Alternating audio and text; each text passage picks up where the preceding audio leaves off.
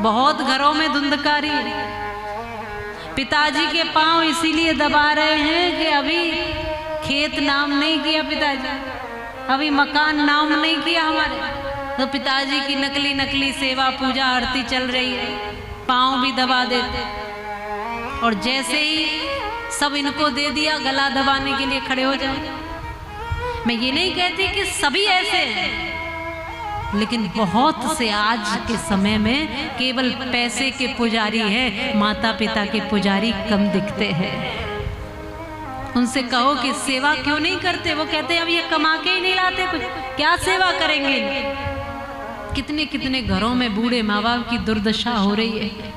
वृद्धाश्रमों में बहुतों ने तो अपने अपने माँ बाप वृद्धाश्रमों में ले जाकर पहुंचा दिए।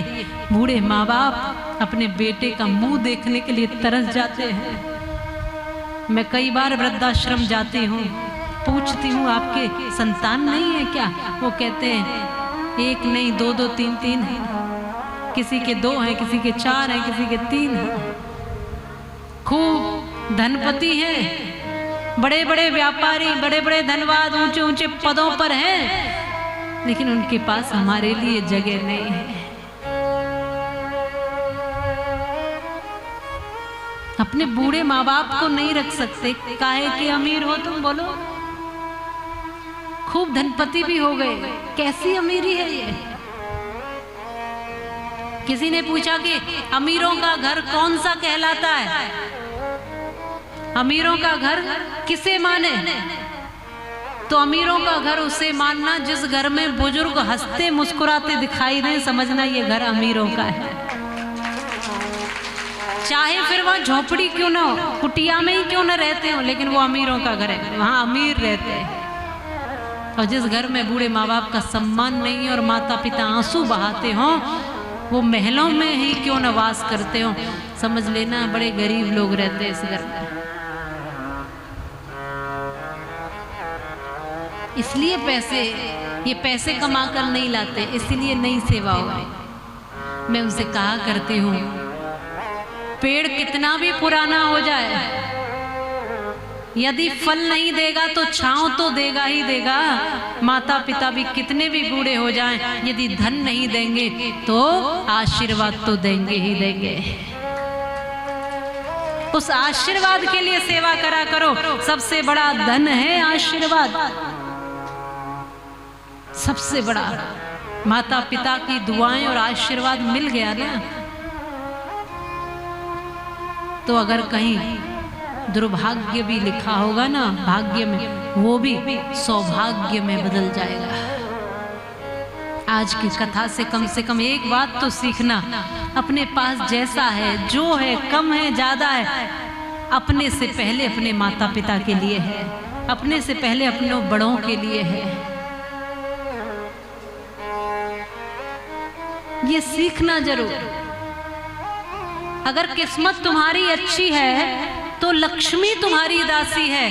कर लो माता पिता की सेवा, तुम्हारे घर में ही मथुरा काशी है। सारे तीर्थ तुम्हारे घर में उतर आएंगे। माता पिता को रोज प्रणाम करना, रोज उनकी सेवा करना, थोड़ी देर उनके पास बैठना, उनका हालचाल पूछना। आज सब कुछ है बच्चों के पास, लेकिन बूढ़े माँ बाप के लिए समय नहीं है। कौन बैठता है बुजुर्गों के पास, बताओ? बुजुर्गों के पास बैठोगे तो कुछ न कुछ अच्छी सीख ही मिलेगी।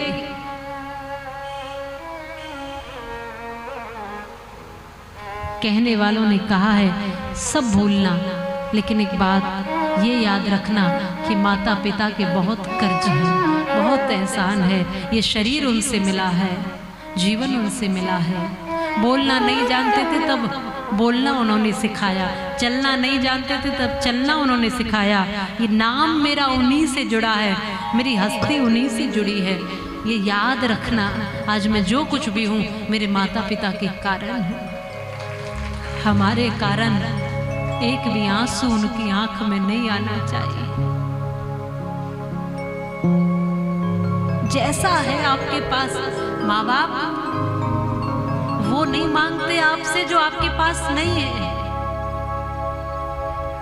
और बहुत अधिक नहीं मांगते, बस इतना मांगते हैं कि जैसे रात और दिन देकर हमने बड़ा किया अपने संतानों को, थोड़ा सा समय उनके पास भी हमारे लिए हो। वो रूखी सूखी खाके भी दुआएं ही देते हैं, आशीर्वाद ही देते हैं। इसलिए आज की युवा पीढ़ी से बस इतना कहना चाहूंगी, आप जो कुछ भी हो ना, जो कुछ भी बने हो, उन माता पिता के कारण ही है। मत सोचना कि मैं आज जो भी हूँ, इंजीनियर, कलेक्टर, बिहार से बहुत सारे आईएएस बनते हैं, मत सोचना कि इसमें केवल तुम्हारी भूमिका है। माँ बाप एक एक रुपया जोड़ जोड़ करके तुम्हें दूर भेजते हैं कोचिंग के लिए, एक एक रुपया इकट्ठा करके माँ बाप अपने सपने भी तुम्हें दे देते हैं, रात दिन परिश्रम करते हैं और तुम्हें ऊपर उठा देते हैं, तुम्हें कुछ बना देते हैं। मेरा बेटा कुछ लायक बन जाए, मेरी बेटी कुछ लायक बन जाए। लायक बने हो तो आज अपने माता पिता को भी गर्व महसूस कराओ, कि उनको ये लगे कि इस संतान को जन्म दे करके हमने कोई गलती न की। इसलिए जो धुंधकारी की भूमिका में है ना, उनसे कहना चाहूंगी, माता पिता की संपत्ति तो तुम्हें एक न एक दिन मिलेगी ही मिलेगी। जब तक वो हैं तब तक सेवा कर लीजिए, क्योंकि संपत्ति उनके जाने के बाद भी रह जाएगी, लेकिन एक बार वो चले गए तो फिर तुम्हें सेवा का अवसर नहीं मिलेगा। लड़ रहे हैं भाई भाई आपस में, और पिताजी के छाती पे खड़े हैं कि जल्दी बंटवारा कर दो, जल्दी दे दो जो कुछ है। अरे क्यों दे दो, क्यों ऐसी दृष्टि रखते हो? खुद की मेहनत से कमाओ और अपने माँ बाप को भी खिलाओ, अपने माँ बाप को भी दो, कुछ करके दिखाओ कि पिताजी मैं खुद करके यहाँ तक पहुँचा हूँ, मैं खुद बना हूँ कुछ, खुद आपका सम्मान मैंने बढ़ाया है। आज की इस कथा से कुछ ज्यादा सीखो न सीखो, बस इतना सीख लेना, अपने माता पिता की सेवा जरूर करना, अपने माता पिता का ध्यान जरूर रखना, धुंधकारी नहीं, गौकर्ण जैसी संतान बनना है।